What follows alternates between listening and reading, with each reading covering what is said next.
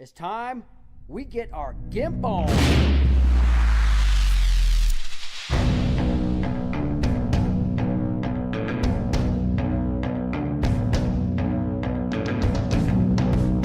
This is not just a mission. You are going on a quest, a journey into the depths of Valhalla with no easy way out. Interesting. That was just in case you, the audience, wanted to know.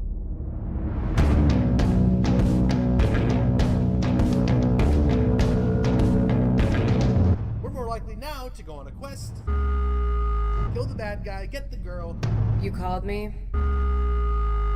save the world, huzzah, everyone wins today, la-di-da-da. Better to just let me handle the fighting. I wouldn't want any of you common soldiers getting hurt.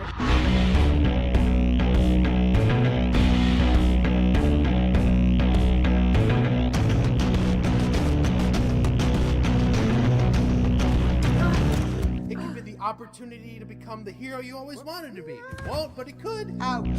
It will be the end of Yendar's famous airborne league.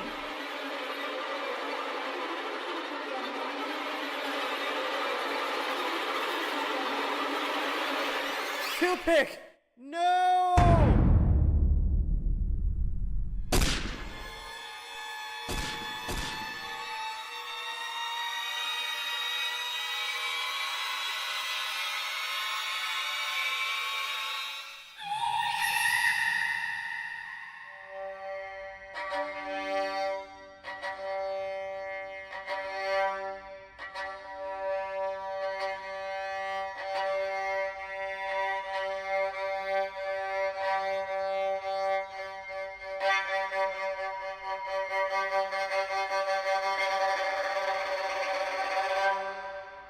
When the going gets tough, the Dan gets going. I am nothing if not man incarnate. Because you can't spell Dan without man. We are still stuck out here in the middle of nowhere.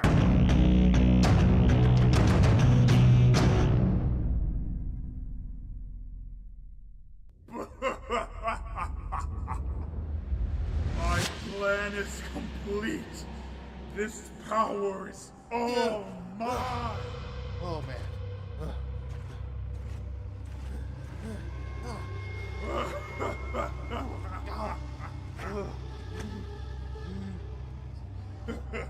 Ooh, ah,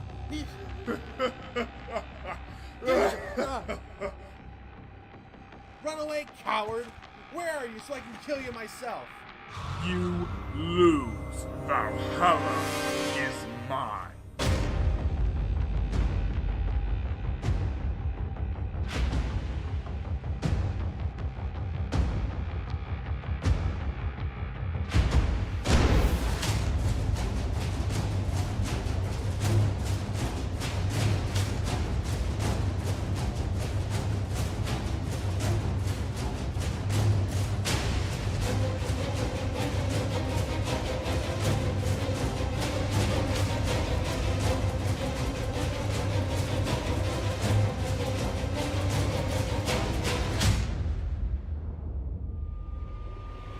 Mind shackle.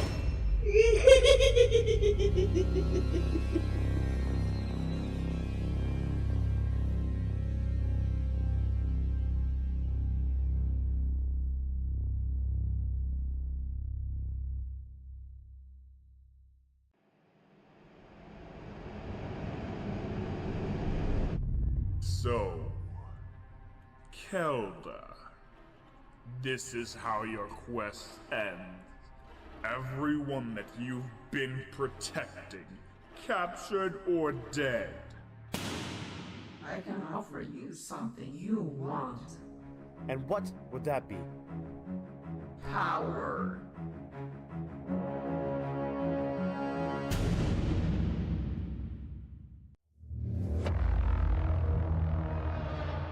To the death, then. Now this is a fight.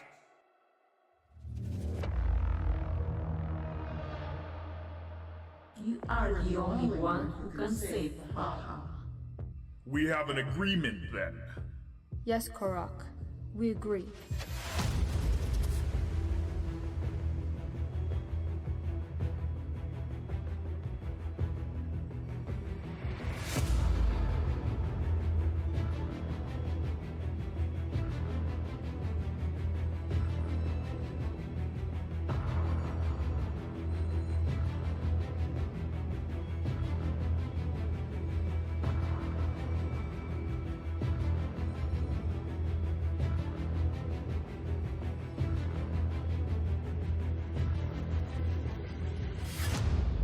And I have a plan.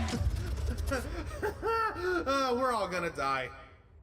What's wrong with this guy?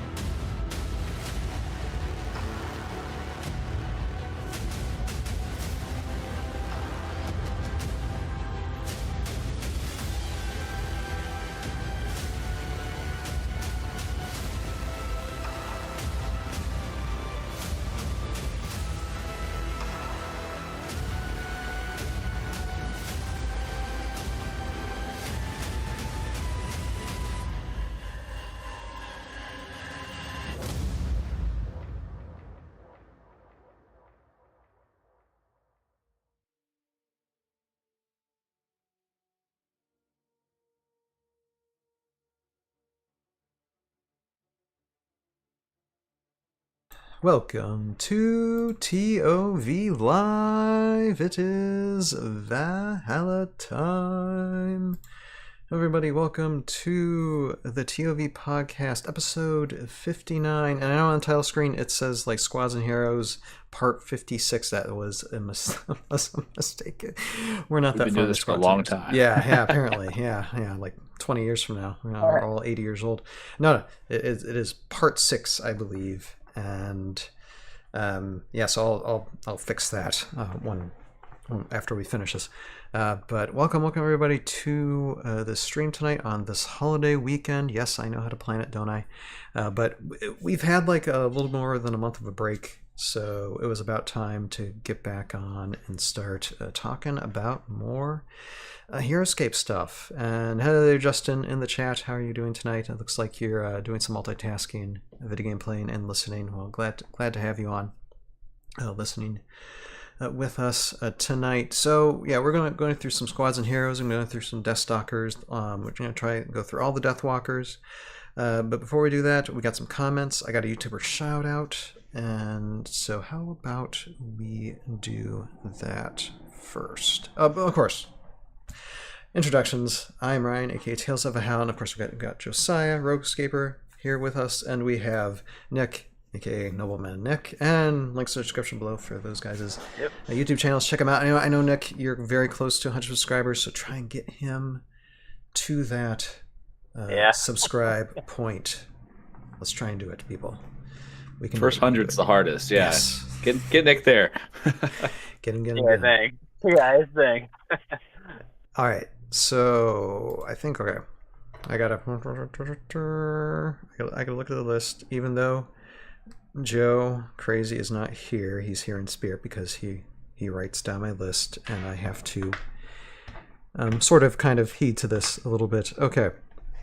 So what we're gonna look at first, and I'm actually gonna pop this on the screen so you guys can see what I'm seeing. Here, hold on, let me bring this up. And okay, I think it's that one. All right, so we're gonna do YouTuber shout out first, and again, link description below for this channel. Hopefully you all can see it. I know it's kind of small there. Let me see if I can zoom in on this a little bit. No, zoom in. There. All right. So the YouTube channel for this is called the. If I pronounce this right, I figured it out earlier, but then now I'm probably gonna really butcher it. The diminutive soldier, I believe. Anyway, there is a link description below for his YouTube channel. Did a really good Heroscape unboxing. I think he does a lot of other miniature war games as well on his YouTube channel. But I think he did a very fair unboxing and evaluation of the miniatures of the game a bit. So definitely check out his YouTube channel. Give him a watch on this video, and give him some sub love. Give him some sub love, because I think he's a up and coming YouTuber that is trying to get up there just like the rest of us, and yeah, appreciated his content. So that's a shout out for this YouTuber. And here, let me get this off here, and then we were gonna go to comments. I gotta stop sharing this, and then I gotta start sharing something else here. Okay, yeah, that I'll need later. All right. All right, so since it's been a month, we do have a little bit of comments, so we're going to get to those. Just a few out of the many. Bring this up. Okay. And one or two are from the last podcast, and then there's a couple just from other videos in general, because I've made a little bit more content in the past month as well. So here, let me pop this up, share the screen for this. Boom. All right, and that should pop up here. Okay, we should be able to see that. So this comment was for the well, it show in the thumbnail it shows Road to Heroscape Adventure. It was kind of basically a little bit of a re-edit of like the first 7 minutes of season 2 episode 1 that it's getting some attention in the past week, which is nice. I mean, I think Renegade's given it some attention. Other people have given it some attention, so that's cool. And it's just 2 battle scenes, and it tells the story of Tales of Valhalla and Heroscape really a little bit. I'm really proud of that stuff, so that's cool. But Joe Angelo commented on it, says, outstanding production. The Wellspring water synchrons is a nice complement and contrast to the battling hordes movements. Viewers get moments just to take in the environments of Valhalla that are as much of characters as those summoned there. Great stuff, Ryan. Yeah, thank you, John Angelo. Yeah, I really, when it came to the stop motion animation of ToV, one thing I was trying to portray was Valhalla, the land, the terrain, being a character all in itself. So I'm glad that at least you, John and Joe, were able to see that a little bit, because I was trying to convey that. So I appreciate the comment for that. I always love when Joe and Jello leaves a comment on my videos, because they're very insightful and like very thought out. I'm always just like, oh yeah, I do feel good about myself now. Yeah. Well, no, I mean, as an artist, there are a lot of subtle little things that I put in to these stop motion animations that I think 99% of the audience, I mean, subconsciously they take it in, but they don't realize, that there's a lot of thinking that involves going on that. So when someone points it out, I do appreciate it. All right. Now, let's see here. We have a comment, and this was from the last podcast, the Delta Points podcast with Chris Perkins. It was a very good podcast. Enjoyed having Chris on. And we have this. I don't know who this Nick person is. I have no idea. I don't know. Yeah, they shouldn't comment anymore. That's all I know. Yeah, I don't know. They comment too much. I don't know. But it's good stuff to think about. Anyway. You got Nobleman Nick here saying, I'd like to see Delta do something to make Sentinels of Jandar and 9R Imperium played a little more. And I guess one comment I have to say about that is I did play 9R Imperium in July, and I really do like those guys. And if they had a better bonding option, I think they would be played a lot more. There is still some value to them. But if there were some stronger bonding, I don't know how much there's with VC with those guys. But I think they would be played a lot more just because double attack, they just keep on slashing. It's really they're nice. really good in the right scenario. Yeah, Alex loves them because they're quick. They can move from place to place and they can attack twice. But seems like every time somebody has a Kiri army, it's the minions. Mhm. And the Sentinels, really the Sentinels with, if you give them the aura with Raylan, they're kind of unkillable, but Yes. everybody still picks the minions because they hit hard and they can get places pretty quick. So Competitively, you want to get it'd the be nice best. just to see the other one. Not second best, not third best, not fourth Yeah. best. You want to pick the best. Unfortunately, Yep. yeah. Sentinels of Jand are still fun. They're still fun, and they are good, just not good enough.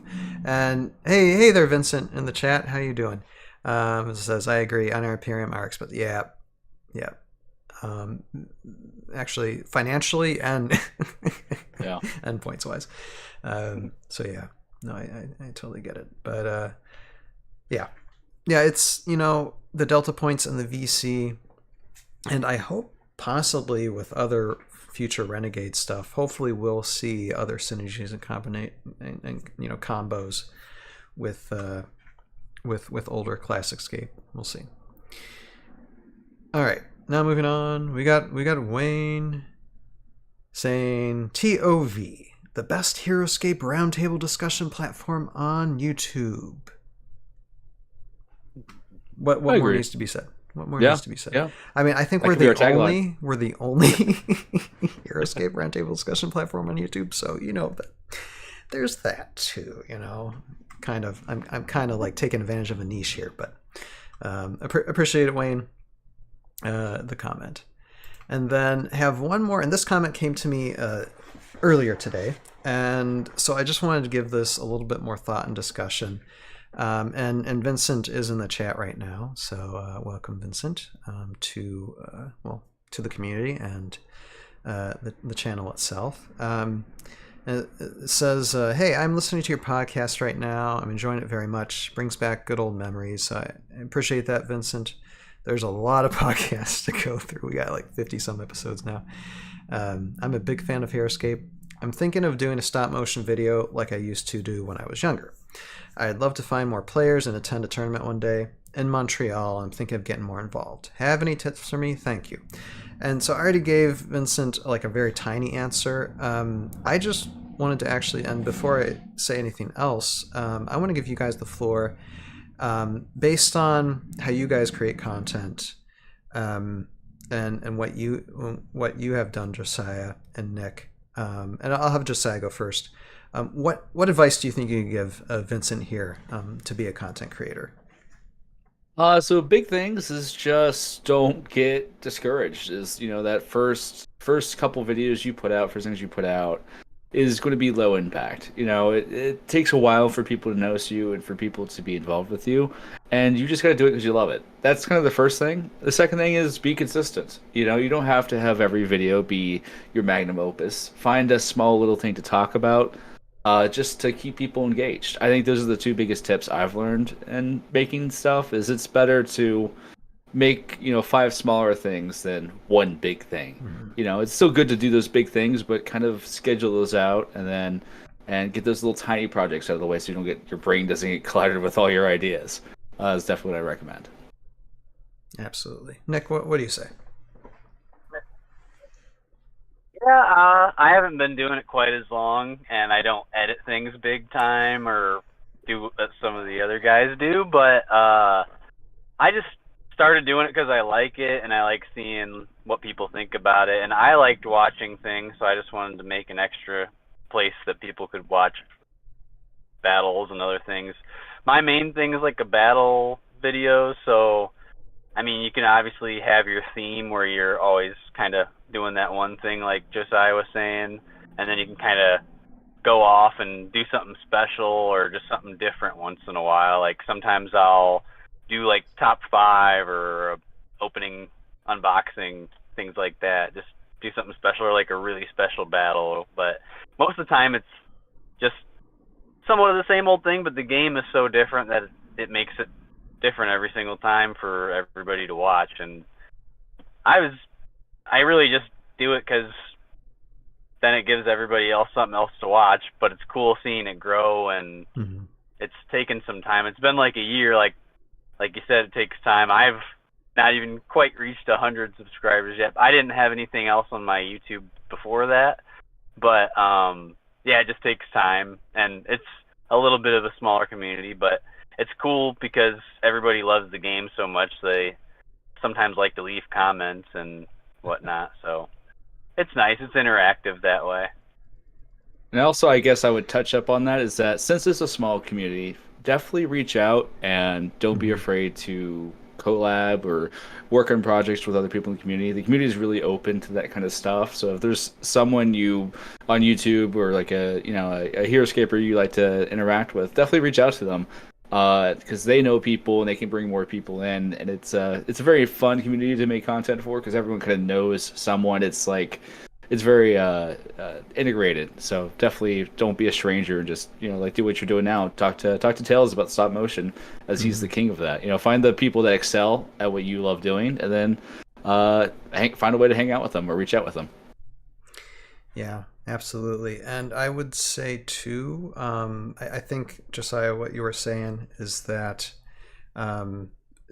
starting simple is a very good place to start, as well as if you're going to tell a story. I mean, I don't know what you want to do when it comes to stop motion side of things. It could be something way different than what I'm doing, because I mean, usually I enjoy the long form epic type of story that has lots of episodes and a lot of interweaving storylines, which takes a long time to produce.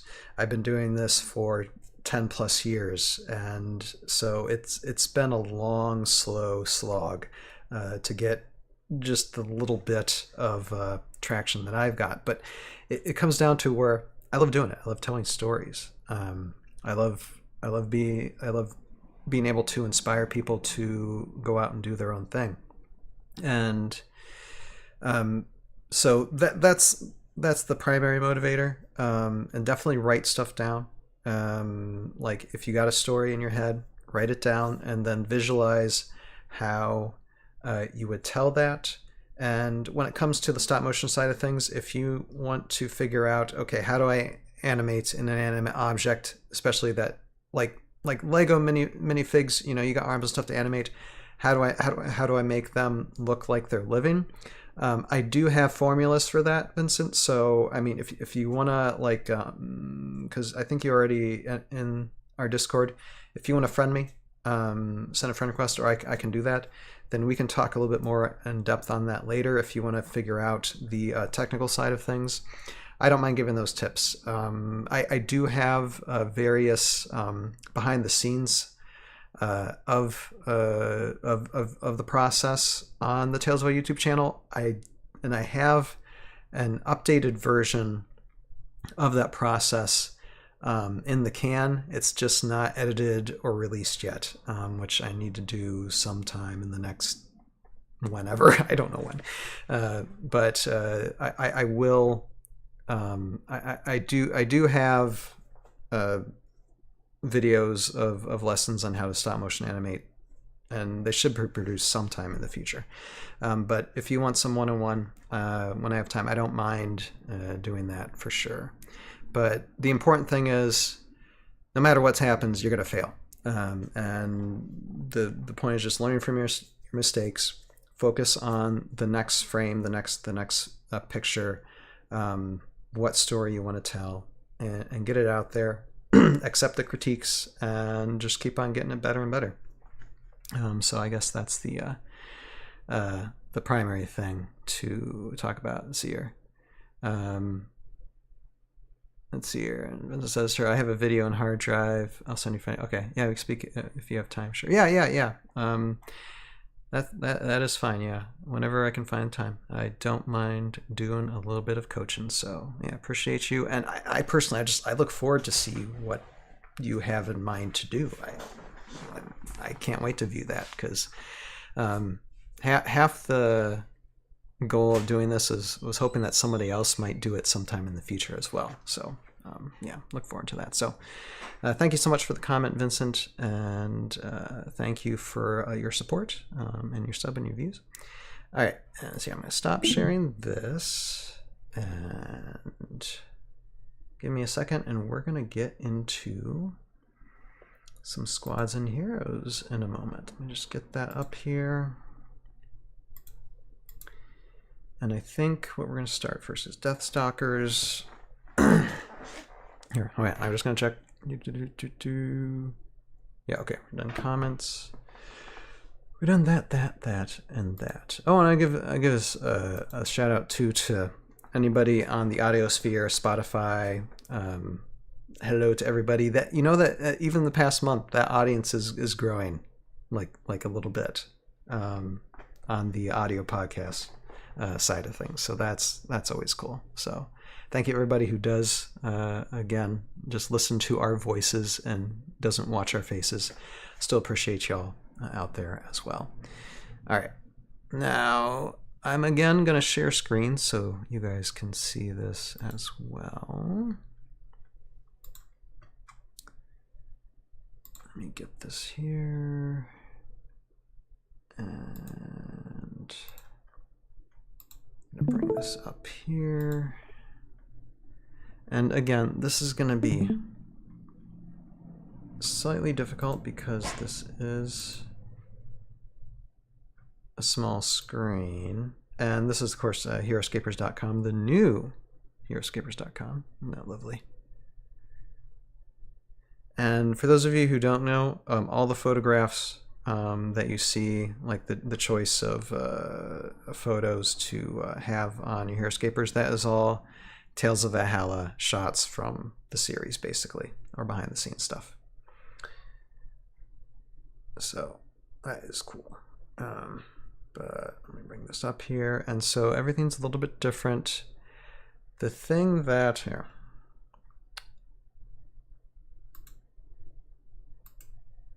I'm gonna see how this works for this time. It might end up being to where I'm just gonna have to put it like on the main screen here and not in the windows because the lettering is a bit small for this. As a matter of fact, I'm just thinking about this.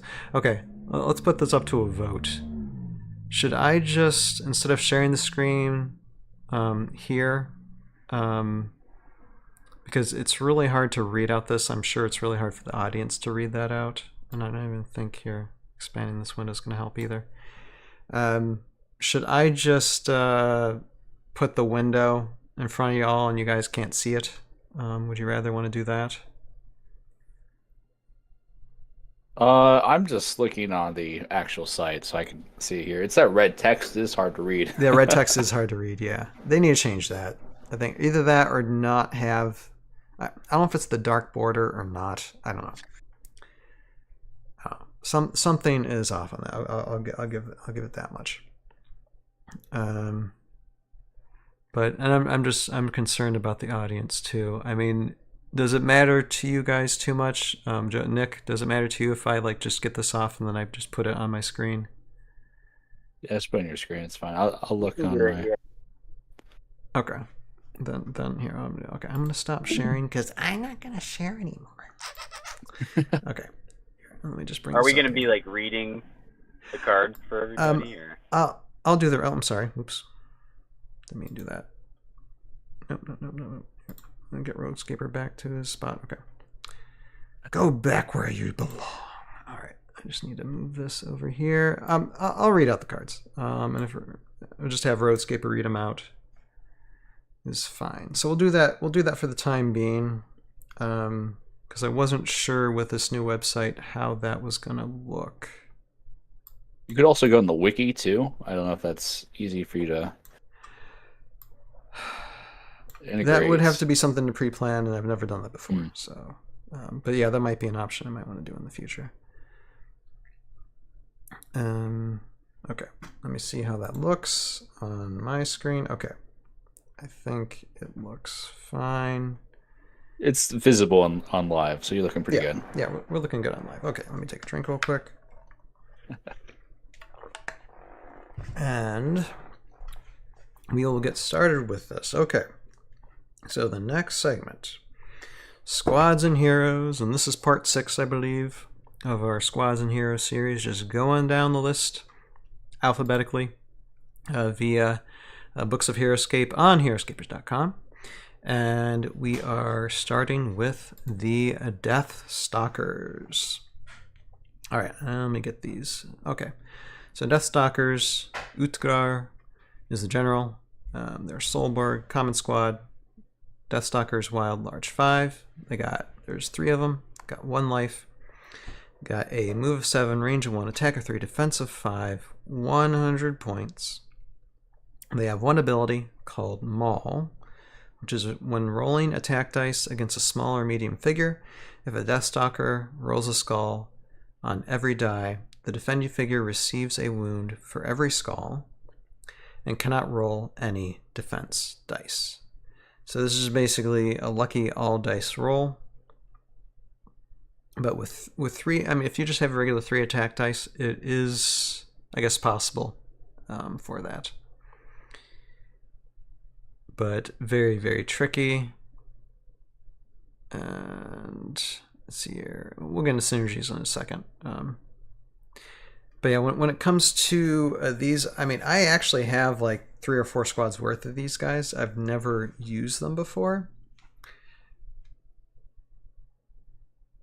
But what do you guys think about this? I know they're not like competitively wise, they're not used very often. So aesthetically, these are one of the coolest looking units in the whole game. Oh, yeah. They look so cool. It makes you wish that they weren't so bad. Yes. It's probably one of the hardest power to use in the game because it only works on heroes. It only works on small and medium heroes. Oh yeah, you're right. I guess it works on any figures. Well, actually, but any small or medium figure. Yeah. Medium figure, but really, if you can't roll defense dice, if you roll, it's okay. It's just like you really have to use these guys specifically against high defense figures. Mm-hmm. If there was like a hero they had that like reduced their defense, their attack die, then they might be a lot more interesting. But as is now, they work as a consistent, fast-moving squad. I wish they had disengaged. If they had disengaged, they'd be a lot more fun to play, I think. Mm-hmm. And I will go to, because I was talking about these guys with Joe a little bit, and for C3V, there are some options with bonding. Yeah. And that's nothing, they're Common Squad, they don't really bond with anybody. But I think who is it with? It's with Death Commander Mark III through C3V. It does have a synergy to where you can kind of use them together. So that might help with them. Also with Delta points, I think they're a little bit less. I think, are they like 75 points with Delta points, I think? Yeah, so that's where they're at now. Yeah, makes them a little bit more viable. They're really fun to play with the Executioner. Have them swarm a unit and just have the Executioner blow them all up. It is probably the most fun I've ever had playing them. I like them. They're almost... I wish they were less points so you could just have a squad of them as just kind of like a sturdy kind of filler. But as is, they're just kind of... They're hard to build an army around. With Classic, I would agree. Although, again, they're so cool looking that I know I'm going to play them sometime. Most definitely. Nick, what do you think about these guys? Yeah, I didn't know they were 75, so that's actually kind of cool because that's one of the biggest point drops. Something around there. I'd have to double check that. I just checked it. It's 75 a Delta. Okay, yeah. So it's not bad. Yeah, I was just not really familiar with that one, but that's cool because I think it's only like Templars and the Grok Riders that have more of a point drop than that. I don't know of very many more that have that big of a point drop, so that's pretty cool. But the first thing I ever knew of them, back when I was first getting stuff, the only wave I ever got from Walmart was Thora's Vengeance, which is what they come from, Wave 5. Mm-hmm. And they come with the Warriors of Ashra, and I think that was the first box I chose just because I thought they looked so cool. Yeah. Like what you were saying. They got pretty good. They got good defense, 5. They got 7 moves. So that's really good. Mm-hmm. But you can't really rely on the power like what you're saying. I Right. mean, it's just there. It's like a If it 20-sided happens, die it roll, happens. you know. Yeah, If so it happens, maybe it you can happens. go after a hero a little more than squads, but it just doesn't do a whole lot. So yeah, it's cooler if you can use some custom stuff with them, like C3V and whatnot. But I mean, they have good stats and they look cool for sure. but like you're saying, yeah, they're definitely not like a competitive thing unless you have like a certain group of figures that you're choosing from. A really and then good Delta counter helps, to the Martin Hounds. Like, they kind of fix every weakness the Martin Hounds can do because they're sturdy and are immune to the Morrow Plague. But they're like a good counter pick for very specific things. Like if you have high defense armies and you just kind of need to rip through them with a bit of luck. Like, these guys are good Templar killer, not Templar, Sentinel killers. If you really just want to kind of rip through these like annoying things to kill. I've wanted to try them out with Zenithrax, because Zenithrax is, her Vine Glyph can reduce attack, maybe risk going onto the glyph to have a chance to inflict more wounds. Interesting. Yeah, that's true. That's cool. That's a good way of thinking. Yeah, and Vincent's saying in the it's chat, also kind of nice that they're bigger scale large, game, because they're then- usable. So you need a lot of them. Well, that's a good thing they're a common squad, though. Yeah, I'm sorry, Nick, what were you saying? I was also going to say it's just nice that they're large in general, because that helps with avoiding some powers that other people use. For sure, yeah, that is actually a point. Yep, for sure. And here, let me get into their character bio. But yeah, it's nicer. Yeah, go ahead. Oh, go ahead, Nick. Go ahead. Yeah, it's nicer to. Sorry. That's fine. It's nicer to attack up with them rather than attack down, because then you have that higher chance of getting all three, instead of try to go for all four. So if it is an uphill battle, they're good at that. They are fast enough to make it a downhill battle, but that's a perk in a way. Agreed. That's all I have to say. You don't really want to buff their attack unless it's like a huge buff, because then Maul's. I always run these guys with Taylor and Fenn for the ultimate army. But let me get into. It could be really good with Raylan then, I guess. Yeah. Yeah. Let me get into the like some of the lore of the character bio of these guys, because there is a little bit here, and I'm sorry, even even on this screen, it's so hard to read this red. They need to change this. It just this red just bleeds, and this is one thing like they teach you in broadcasting school. I don't know about you, Josiah, when it comes to your film school, but they say never put bright red text on the screen because it just bleeds out and it just looks always terrible. At least that's what I was taught. But anyway, character bio. A shrill howl rings out through the night air. It sends a chill up the spine of a lone member of the 4th Massachusetts, who pulled guard duty for a small party of soldiers camped on the northern edge of Upper Bleakwood. The soldiers' eyes dart back and forth, frantically straining to see the source of the sound. A second howl, now louder, reverberates off his ears. The noise somehow as sad as it is frightening. Suddenly, in the space between the surrounding trees, a dozen pairs of eerie red eyes light up. The soldier jumps up to alert his troops, but his warning cries are cut short. The Deathstalkers have claimed another victim. These cold, uncaring creatures once had a will of their own. Some say you can still hear it in their howls, a cry of resistance to the circuits that now force them to do naught but search and destroy. Which is actually an interesting backstory, to them, because yes, they were once, physically animal, and they get like debaucherized. I don't know if there's much in the lore. We don't have Jeremy here tonight, but I wonder if there's any like how would I say, like any factories or something that just would take animals and turn them into soulborgs. Yeah, it's really fascinating. Like, are these Valhallan wolves or are these wolves from Alpha Prime? Is the real question with these guys. Is like, where do they come? Are these animals native? It'd be kind of fun to see kind of these wolves unaltered for like another army idea, just kind of like the same thing. I do love the lore though. Have you ever used the Deathstalkers in any of your videos, Ryan? No, although I would love to hear your sound effect for that sad robotic wolf. how? Like that sounds Oh so yeah, cool. because you It's have to like a make very- it sound type of metallic, yet still have like a hint of the natural how. Yeah. Yeah, I mean, well, again, hint, hint.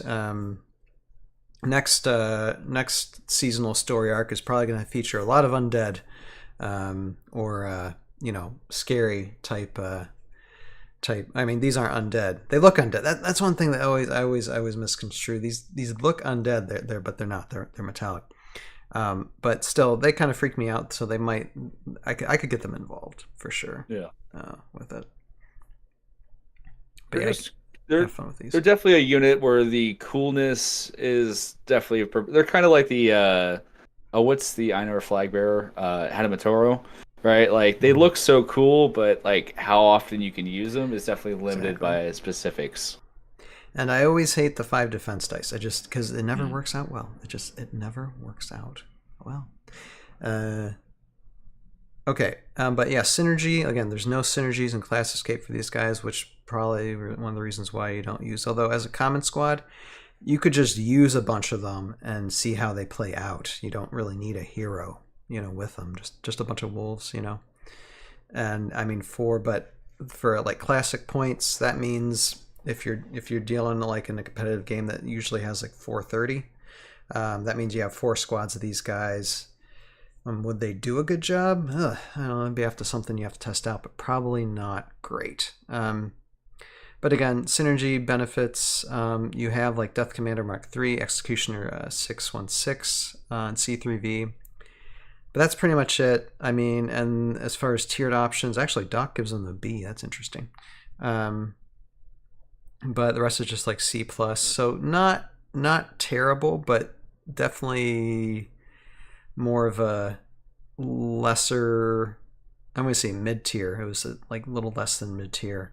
They got good stats, like a good stat spread is really the best thing going for them. Right. But in terms, they're just not strong army builders, just because there's not a lot going on additionally with them. Yeah. I mean, they came with the Astra, like I was saying earlier. Astra are like 50 points for 3 figures. That's like half the points. And if you go Deathstalkers against Astra are going to wipe them out easy. So they just don't have a great strength to them. Like the Astra have super good strength against melee. For sure. Oh, I wish they had 1 or 2 attack. Then like that low attack would like play a strategy into it. Like, yeah, I'm gonna fish for doubles or fish for that 2 skulls, and then it's kind of like a strategy. But with 3, it's really hard to like. What's the odds of that? Like 20% or something like that. All 3 skulls. So it's a little low. I think you're right. Just I think a disengage on them would have probably boosted them a little bit more. If they had disengaged that I think that would have helped slightly. At least they could zip around the map and hold glyphs and kind of use their sturdy defensive movement. But right now they run up to someone, they try to bite it, and if they don't succeed, then they're just kind of stuck there as a big blocking point. Yeah, agreed. And let's see here. Vincent in chat says, caution on the bridge map scenario. It's hard to move up, and there is no space for a double plate platform. I was a bit stuck with them. Yeah, and I think that's I guess in order to just, because we don't have to go on forever about these guys because there's really not too much to talk about, but to basically end it, looking at Deathstalkers, yeah, they're really aesthetically pleasing to look at, and I mean you could probably figure out like how to play them competitively, but more times, like 9 times out of 10 or 99 times out of 100, you're going to probably choose something else. But if you love like Soulborg mechanical wolves and you just want them for your collection, please consider them. Deathstalkers. They're still pretty cheap. You get a whole squad for $15 still. Yeah, there you go. It's worth to have 1 squad in your collection At just least, because they look cool. Absolutely. All right. Now we're going to move on. Give me a second to take another drink, and then we'll move on to the next filler here. Down the line, we are doing, the next one would be Deathwalker 7000. Again, this one is, well, I think I mean, it's got a little bit more bonding here, but we'll get to. Okay, we're gonna get to this. All right.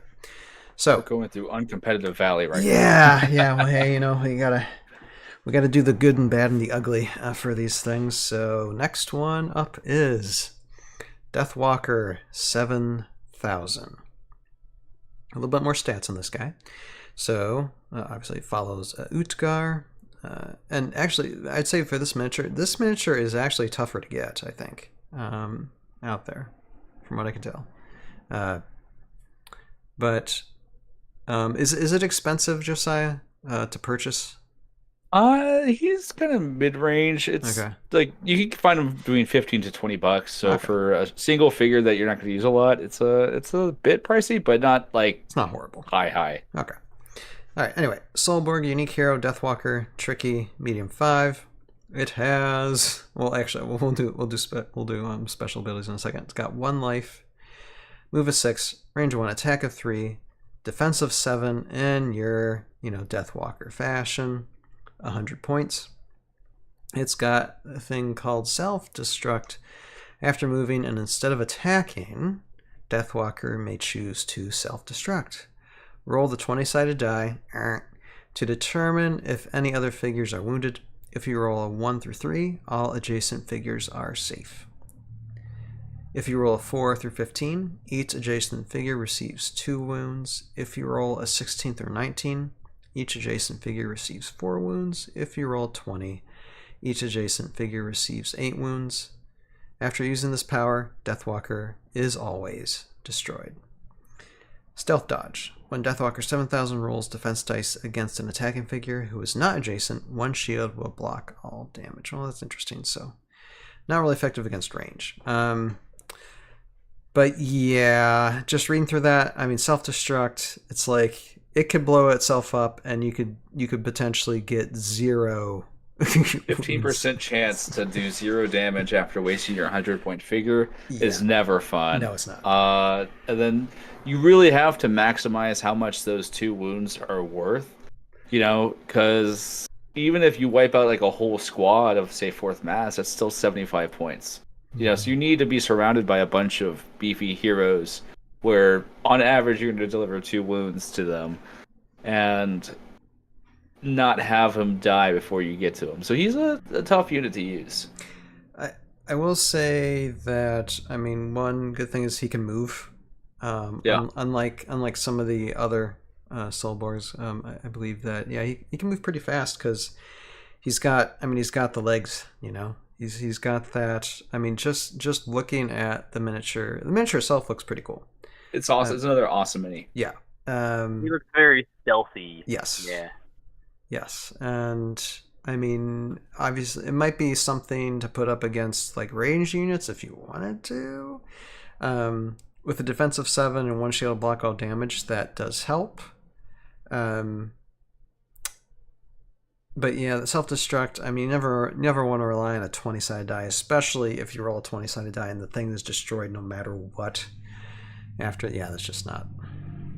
It's not good. This guy's a really fun guy to put in your army just to figure out how to use him the best. He actually works best if you ignore his self-destruct ability and use it as like a last resort. His stealth dodge with 7 defense is really his bread and butter. If you have a kind of a good line and use him as a glyph holder, he can be kind of spicy there. But he's a very niche unit to use. There's a lot of better options for that price point. I also wish this guy was a common hero. You could just have a couple of them in your army. Sure. That way it's like hurts less when he dies and just kind of you can just, I don't know, have some variable. 100 points is a little bit expensive too. Yeah. And Vincent there in chat saying, yes, 7,000 is extremely important for Utgar in a castle scenario. 7,000 destroy almost a fortress door. If you want to take that chance to potentially almost destroy a door, especially when there is more than one door. Yeah, well, that's true. It's true. Actually, now I'm thinking this would be a fun one to use for like a Heroscape adventure for Joe Crazy's thing. Shoot him down, Legolas. I'm gonna blow myself up now, and then there's your game. I think that would drive Joe probably a little nuts to think like, okay, how do I bring this thing back after exploding itself? I really like the 20-sided.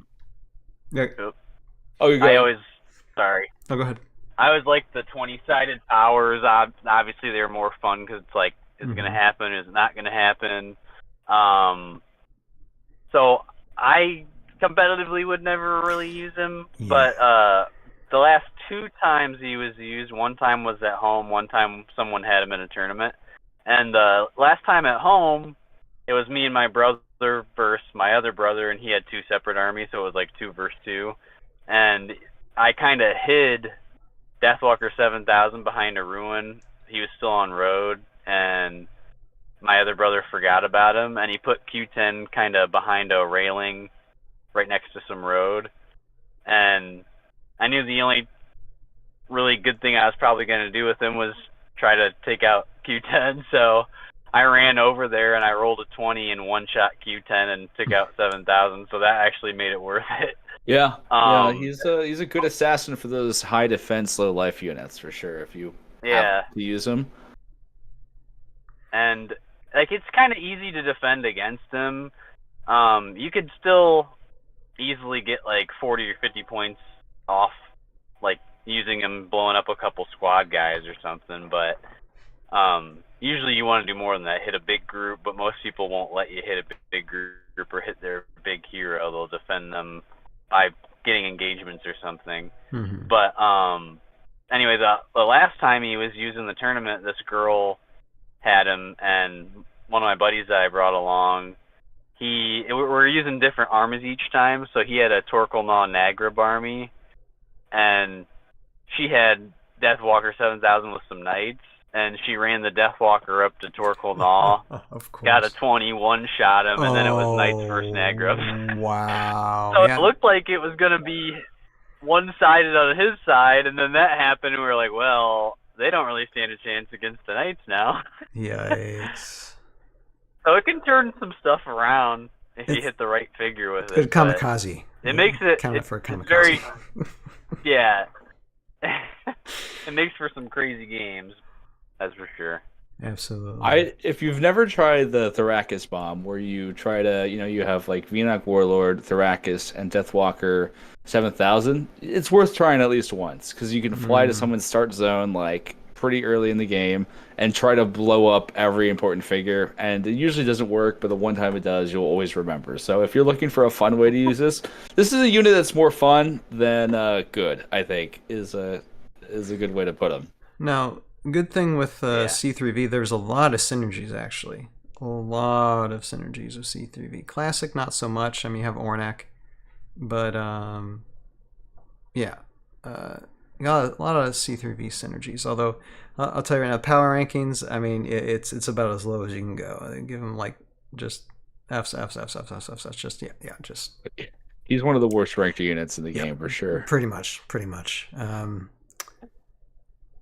And here, let me read the character bio real quick on this guy. It says, this tricky Soulborg, I think it was just a description, but this tricky Soulborg is what one would refer to as a walking bomb, as we've just described, designed to infiltrate an enemy army and obliterate them from the inside. Many a foe has been caught flat-footed with a Deathwalker 7000 in their midst. The result is not pretty. The Deathwalker uses its speed to get right into the middle of opposing forces, and then simply blows up, wounding all surrounding foes, some lethally. The other ability that makes this tin can so dangerous is its resistance to ranged attacks. It has the uncanny ability to simply dodge most missile attacks. This is enough to make even an arrogant elf like Sylvaris cringe. Actually, and you know what this reminds me of? Lord of the Rings, the orc that has that shoot torch. Him down. Yeah, shoot him down. Yeah. He dives into this. This is like, especially when he attacks the castle door. Inspiration. Yeah, Deathwalker's inspiration for blowing up the walls. Of Helm's Deep there. So yeah, instead of an orc, it's a Deathwalker. So yeah, I can totally recreate that scene with just using the Deathwalker 7000 and Sylvaris like, I'll shoot you with my arrow, and yeah, that would be funny. But yeah, not much else needs to be really said. for Deathwalker 7000. I think it is basically a run and bomb, and hopefully the bomb does well. I mean, what's the percentage of that happening though? It's not that strong. It's not that strong. Do a lot of damage, but it's a really good chance to at least do something like kill a bunch of squad guys, maybe. But at the same good time, against, like orc pods, Krav Maga, stuff like that's kind of like ranged pod armies. He actually is decent at. Can help, but and 100 points is a little expensive, but Delta is 70 points. So, yeah. So for any of you tournaments that have Delta, it might be a good one to throw in there just to make your opponent go like, My brother-in-law brought him to Escape Con, and he was attacked on range and blanked on 8 defense because he had height. Seriously? Oh my god. You know, and this is the one thing with Deathwalkers too. They got high defense rolls, but you find with high defense rolls that you whiff them a lot of the times. It's just like, I don't understand. Not whiff proof.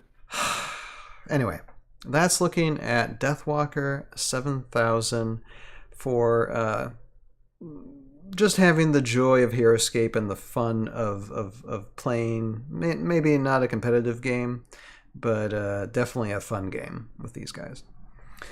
All right, moving on. Gonna be doing now Deathwalker 8000 in a second. I gotta take a drink. All right, Josiah. If you have these up on your screen, would you like to read on this one? Yeah, let me get 8000 pulled up real fast here. All right. All right, so read the card first. So we got the Deathwalker 8000, Soul Work, Deathwalker, Precise, large 7, which he feels bigger than a large 7 to me. But he has Rapid Fire Special Attack, Range 7, Attack 3. If Deathwalker's Rapid Fire Special Attack inflicts a wound, he may attack again with his Rapid Fire Special Attack. Deathwalker may continue attacking with his Rapid Fire Special Attack until he does not inflict a wound. 5 move, range 7, attack 3, and defense 8 with 1 life. It's probably the best Deathwalker is my immediate thoughts. Really, Vipers hate this guy. Yeah. No, it's he's good definitely a little better than 9000 because the explosion people can avoid, but if you're just firing at different figures, they can't really avoid that in any way. Mm-hmm. Yeah, and I think in even the rankings, they give them a little bit better, although still not great. But it definitely shows that it can be the better option. Points is still a little high, but Delta points it changes from 130 to 110, so it's a little bit more viable. And that rapid fire special attack. That's brutal because you're not counting really on a 20-sided die roll. It's just if you get wound, if you inflict a wound, you can keep on firing. Wound. Yeah. If you're rolling hot, you can devastate, a lot of common squad armies, like Dirks, or if you're facing Vipers, Ashigaru, stuff like that.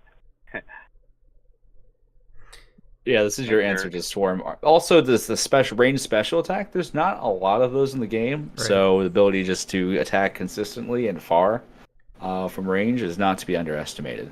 I feel like Deathwalker 8000 can theoretically get set up early in the game and wipe out your whole army if you roll is good enough. Mm-hmm. It'd be nice to use Death Reavers with him to cover him so he isn't getting attacked, and then he can keep using rapid fire. Very true. What else was I thinking? I had another one in mind. I can't think of what it was right now. No, yeah, but I think you're right. So go ahead. I don't remember right now. And I mean, really, the special attack in essence is almost his normal attack. I mean, it's just because it's why would you ever do a normal attack with this thing? That's I think that's the one biggest flaw with this. I mean, defense is grand. I mean, eight defense. That's impressive. I mean, the dice gods have to really be frowning on you if you'd have to whiff a 8 defense roll or plus more. They usually are, but I want to try this guy out with AOA Raylan because that lowering that 1 defense becomes a lot more valuable with this guy. That's true. Yeah. Knock that down, you have a lot more potential for damage output. If you have a squad with 2 defense, they're rolling 1 defense. They're They're gonna fall pretty fast. And just stacking over and over and over again. And see, lots of there's a few CoV another one- C3V synergies with this guy too, but no classic synergies really. Right. Yeah, go ahead. Yeah, like the Zedian infantry with the super battle droid looking guys. Mm-hmm. Oh yeah, that's they really can fun. guard him.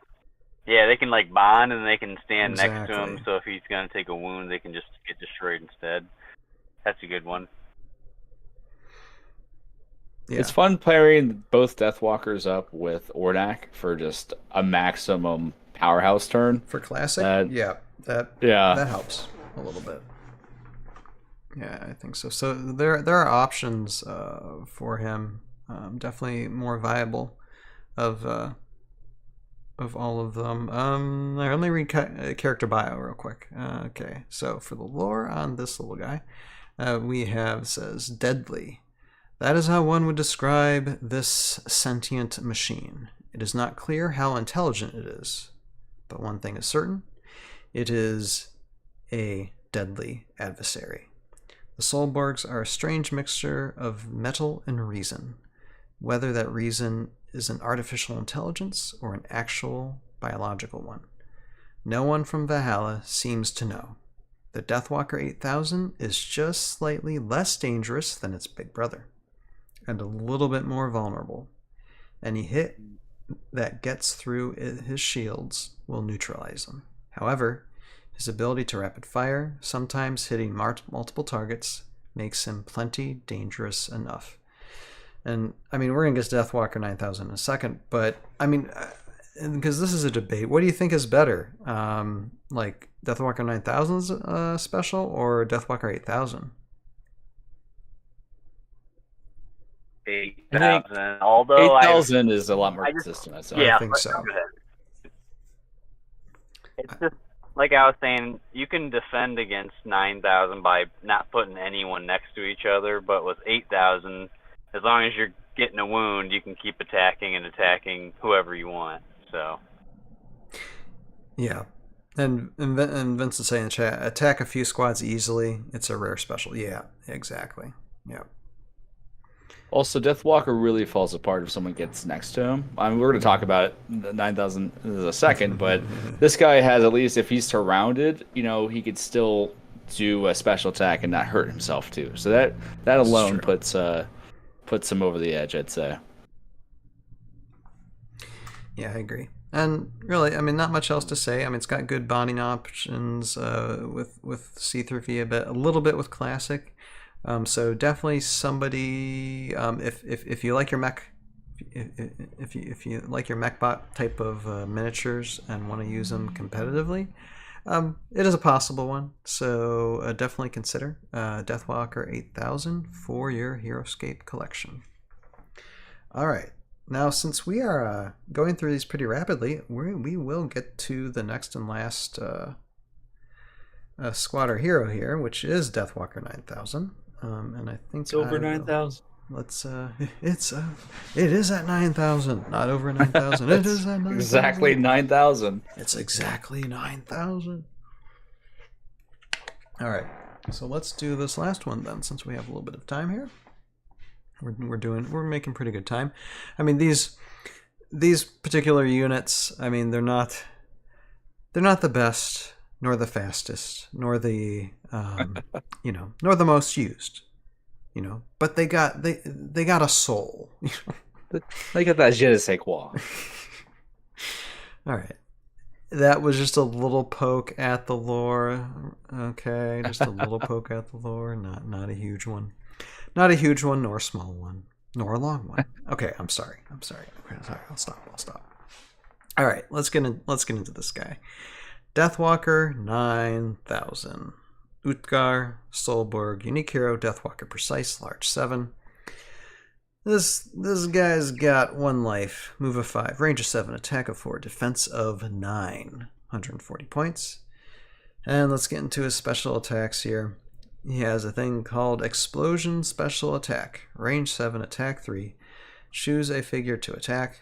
Any figures adjacent to the chosen figure are also affected by the Explosion Special Attack. Deathwalker only needs a clear sight shot at the chosen figure. Roll 3 attack dice once for all affected figures. Each figure rolls defense dice separately. Deathwalker can be affected by his own explosion special attack. Range enhancement. Any Soulborn guards adjacent to Deathwalker adds 2 spaces to their range. And yeah, I will say this with explosion special attack, because this was when me and my buddy Jason played a game one time where he was using Deathwalker and he had to roll against himself. I believe this is the case. I could have had Deathwalker, but I believe he did. And he had to roll for his Deathwalker, and his Deathwalker ended up dying from his own attack. So that can happen. Happen quite a bit. But I will say initially, when Heroscape was first released, I mean, Deathwalker was one of the first released, and in that commercial, you do see him being taken out by Drake Alexander and friends. So definitely one of the first things you saw in Heroscape was just this big hulking, robot that's just like, yeah, that's cool, I want it. And it is a really fun robot Soulborg to play. But does it play well competitively? What do we think, guys? So if you take the just Rise of the Valkyrie box and kind of just have the Deathwalker kind of isolated from everything else that was released, commons and all that stuff, Deathwalker is actually a really fun unit to play in that format because he kind of is just this big hulking behemoth that can take a lot of hits. But competitively, I've seen Deathwalker be used well in good scenarios, just that range and AoE. And you forget height. A range 7 attack 5 is one of the highest you can get in the game. Mm-hmm. So it has its uses, but it's just that one life is its crippling weakness, Doesn't matter how many defense dice you have, it really doesn't matter. It almost becomes you don't need Raylan or height because it doesn't matter after 9, essentially. It's true. Yeah. I remember using him, we were kind of doing a sort of story mode, me and my friend Alex, and so he was the good guys, I was the bad guys, and so we started with just Rise of the Valkyrie stuff, and then we would move on to the next wave and add different things if they didn't get defeated in the prior battles, and he used I don't remember what, it might have been Airborne or something, but I know he used a squad of something, and he got 3 or 4 attacks out, and in that first volley of attacks, the 3rd or 4th attack, he rolled 1 dice, and I blanked. And that was one of the most mad moments I've ever had playing Heroscape, because I was like, this guy has so much defense, and 1 skull just killed him. But way too many times. Then last time we played, we did that AOA versus Classic stuff, though. He actually probably did the best he's ever done. We had, a group of people fighting one of the last people in the Classic army. And so Deathwalker had a shot on a group of 5 people, and 2 of them were bears with 2 lives. 1 was above him, so he had 5 defense, 2 lives. And then Miserix had 3 life, Leviathan had 2 life, and who was the other one? Oh yeah, Rockshot had 2 life left too. And he came up and did his explosion attack, and he got all 3, and he killed all 5 of those figures in 1 shot. So he can sometimes surprisingly do a lot of damage, but usually not so much, especially if it's a lot of commons, because in that battle there wasn't really much commons at all. It was pretty much 1 squad of each or 1 hero of each. So, but it's fun when it works. Yeah. The biggest problem with Deathwalker is he doesn't have flexibility with his life. You think, oh, the Deathwalker whiff, but odds are you can. I mean, it just depends on the dice. You can last a long time, but you don't have the ability to disengage, risk a wound for disengagement. Right. Auto wound abilities like Sonlin or just your Nightmare. Lava is a pain in the butt. There's so much you're really stuck with it that the defense. There's so many things that can get through this defense, this game state nowadays. That it, like, if he had like once per game, he can ignore a wound ability. That'd be like really fun. You're like, oh cool, I have one more chance to kind of move him around and use him. But as is, he's iconic. He can cause a lot of damage to like Roman armies. Armies that clump up together or need to. He'll take them all out. But everyone's felt a Deathwalker whip. Everyone has had the dice betrayed. And that story. Yep. Yeah.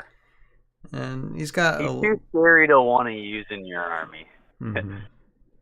He's got a little bit of synergies. I mean, with C3V and stuff. Slightly classic, but nothing really too solid. Again, there's just better stuff to use usually, and and it's not as terrible as like Deathwalker 7000, but like what Doc says here, no hero benefits more from Zedian infantry than Deathwalker 9000, who finally has a figure that really benefits from his range enhancement. So with Zedian infantry or something, it might be possible, and so to get him some synergies. But yeah, I just think people are looking for just stuff that's better out there, really. And it's a fun unit to play for your casual game that you just play. Bring out Deathwalker. He's a blast. You'll have a fun time. You'll have stories to tell regardless if you win or lose. But if you're looking to win a trophy, maybe look at some other options or try to really utilize, but he's like 120 points in Delta. 140 classic. Delta points is 110 actually. 110. So if you had 110 points left over and you don't have a strong range or special attack, you could definitely use that points pretty well. Yeah. Why not? It can take out squads. Just be one you have to really seriously consider. Vincent saying, as long as Drake is not around, his defense is very good, but not invincible. Yeah, that's one thing you just have to keep in mind when it comes to defense for him. Let's read. Let's read the lore on this fella. Let's see here. It says, like his fellow Soulborgs, the Zetian guards, Deathwalker 9000 is slowed down by his cumbersome full body armor. His lumbering demeanor may at first deceive those who are unfamiliar with Soulborgs, but they would be ill-advised to let down their guard. Deathwalker 9000's armor is impenetrable, unless he whiffs, and one exploding fireball from his energy blaster can wipe out a cluster of warriors in a nanosecond. To defeat Deathwalker 9000, an enemy must find, by either luck or proximity, one of the few vulnerable areas under his armor plates. Knowing this, Deathwalker often travels with Zedian guards, programming them for longer attack range as a reward for their loyalty and protection. So that range enhancement, which, you have to be adjacent, so I don't think it's one that people take advantage of or really want to take advantage of. It works better with the Blastotrons if you put him with if you have room in a Blastotron army. Right. Because then the Blastotrons are attacking with what's the range, 9 range at that point? That's pretty spicy. Yeah. But at the same time, if you find a chink in the armor and he whiffs a 9 defense roll, then boom, buff gone. So yeah, I think the challenge would be, I know we're saying if you want to win a competitive game, don't do it. But I think the challenge is, use them in a competitive game to see if you can. How good of a Heroscape player are you? It's just sometimes that's how I view these things. Sometimes yes, it's not what people might want to choose most of the time, but how much of a Heroscape player do you consider? How skilled are you of being to think, can I win with this or not? Try the really challenging ones. But yeah, I would say fun miniature, and of course, the financial price of this, it's one of the cheapest things you can get. So I have 3 you can have. People will give you, give you them. I know I probably have more than a handful. So, but yeah, definitely not everybody's choice, but still fun. And it's definitely, when it comes to OG Scape for your collection, Rise of the Valkyrie, that's what you got. So I guess that is all we could say. Take a look at Deathwalker 9000 for consideration for your Heroscape collection, but you probably already have a dozen of them anyway. So there you go. All right. So everybody, that is basically that for the podcast for the stream tonight. I will say with this, I mean, it was more of a relaxed version tonight because really the Deathwalkers, I mean, they're fun to go through, they're fun to talk about, but I didn't have to really get anything strategically with them too much. Although I know when talking with Joe last week about them, he made me think about the fact that I need to get me some C3V Soulborgs. And so C3V does a lot to patch them. They do yeah. make them play a whole lot differently. Yeah, and have some fun trying out those types of armies in the future for sure. But let's see here. Vincent, I appreciate the comments. Justin, I know you're watching, playing your games, so and got a few people I see on the stream just listening, and I think people enjoying their holiday weekend. I appreciate anybody who's just coming aboard just to hear us. How about we give or what is it? Links to description below for all these guys. Anybody we mentioned tonight for sure. But if you want to plug your channels, Nick, go ahead. Sorry, what? If you want to plug your channel, go ahead, Nick. Oh, like put it in the comments? Is that what? No, just say your channel. Count yourself out. Yeah. We're gonna bow out. Okay. We're finishing. We are. Yeah. So we are leaving. My channel. My channel's on YouTube. It's Nobleman Nick. So if you just type Heroscape Nobleman Nick, you'll find it. All right. It has pretty much battle videos. I mean, that's for the most part what I do, but there's other things too. So. And again, get them to 100 subscribers, people. Get them to 100 subscribers. Yeah. I'll eventually do a giveaway with 100 subscribers here, so. Cool. Well, thank you for having me. We always appreciate having you on, Nick. He's definitely the new guy on the team. Yeah. But we're glad he's able to come on. We're glad to have him on when he can. So appreciate you, Nick. All right, Josiah, go ahead.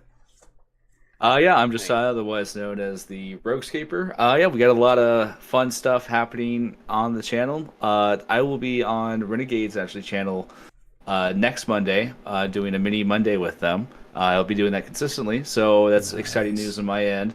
So if you want to catch me doing some more live streams, I finally have a structure to do that. So I'll be there on Renegade's channel. I've been working on some fun videos for my own channel. Just a bunch of Heroscape stuff, painting tutorials, tips and tricks. AOA is released, and I have a whole workboat of stuff coming out. So just stay tuned. There's some fun stuff in the oven. And definitely just, always feel free to let me know if you have any thoughts or questions about painting or kind of the more artsy side of Scape. I'd love to dive more into that. But that's good talking tonight. I love the Deathwalkers, even though they kind of stink. They just, I saw the Deathwalker on the board, and that was the unit that compelled me to get into this game at like 9-10 years old, because who doesn't love a giant blowy-uppy robot?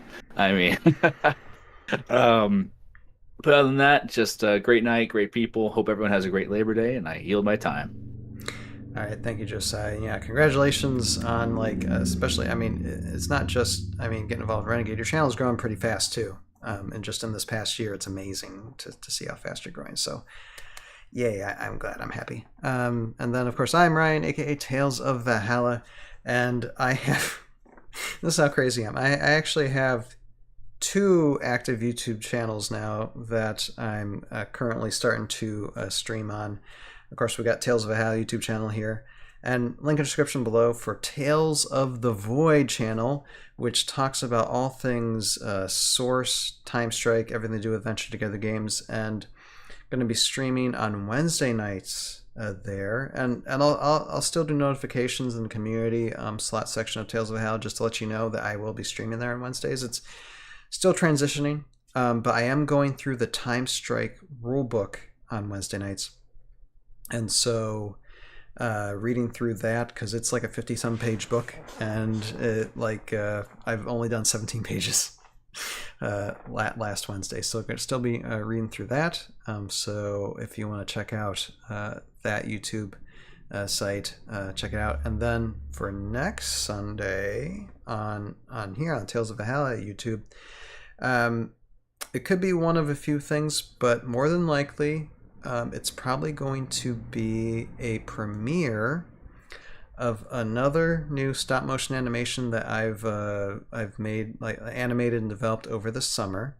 And yeah, it's looking to be fun. I'm just now putting in the music. Actually, I was editing that a little bit before we signed on tonight, and it should be a fun one. It's going to be based off a Heroscapers experience, playing a game. And this is the first time that I've done this, where it's based off of someone else's perspective. So it's not essentially Tales of Valhalla canon, but it was fun to animate, and hopefully y'all enjoy the outcome of that. I think I'm going to be calling it the Tall Tales of Valhalla. So not necessarily canon to anything that's done, but it's just a fun story wise to see what happens on that, because then it's like you can see the different storylines that might not end the way you think it's going to end, but it's still fun. So we'll see. It's probably going to be next Sunday. Look out for notifications for that. But with that, I thank you everybody for watching. Again, Vincent, I think you already sent me a friend request, so I'll definitely get on that and be talking with you soon. And for all you others watching out there and listening on the audio sphere, hope you all enjoy the podcast. I know it's not as heavy as we usually do, but if we're going to do Squads and Heroes, we got to get through the nitty-gritty of these. So and thank you guys, of course, for joining me tonight to talk about them as well. You have a purpose in your life. Find it, pursue it, live it, and we'll see all of you next time. Later now. Bye-bye. Bye. Bye.